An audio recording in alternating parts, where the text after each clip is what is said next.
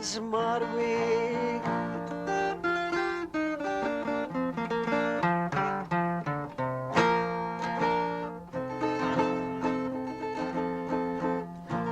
Mebluje swój pokój stylowymi mumiami, aby nikt się nie dowiedział, że nawet piórom zazdrości. Roman's born in 1917 and in 1951 emigrates to the United States and died in 2001.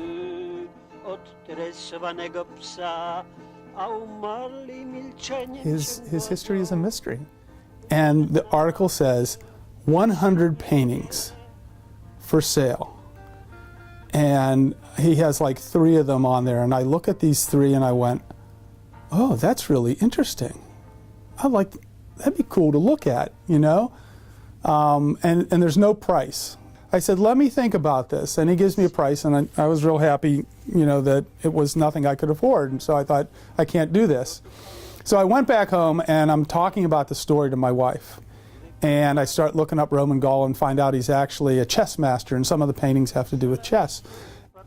Now, in my mind, there's a difference between someone painting in the naive style and a true naive, because someone who paints in the naive style says, this is how I want my voice to be in the world.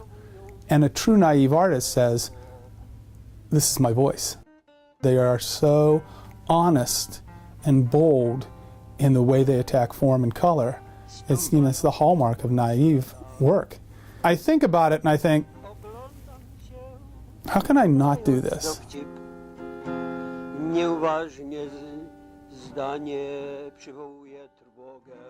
It's just kind of one of those serendipitous moments when all that you have studied, all that you've learned, and I look at a lot of art because I curate a collection with 800 works in it.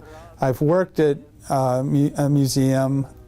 I mean, I love art and I teach it, and I will go to any length to present really unique and authentic work to my students. So how did this happen? I think you'd have to have an affinity for the sensitivity to beauty that these works convey in order to say, here's my Pearl Gray price. Time to cash in this little piece of stock or whatever and invest in someone that's not myself. 1978 at Humanitas Gallery in Chicago, Roman had a show, had an exhibition. And the exhibition was reviewed by Harold Hayden of the Chicago Sun-Times, and in which he says, here we have a naive artist. These are wonderfully colored works, and it's a very positive review.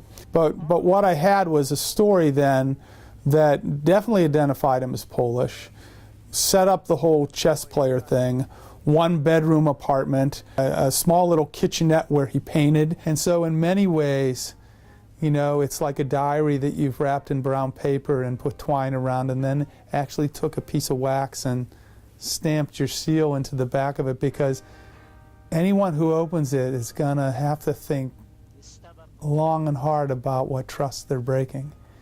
And so for me, what part of his story that I can grab, the honest part, that's the part I want to get to.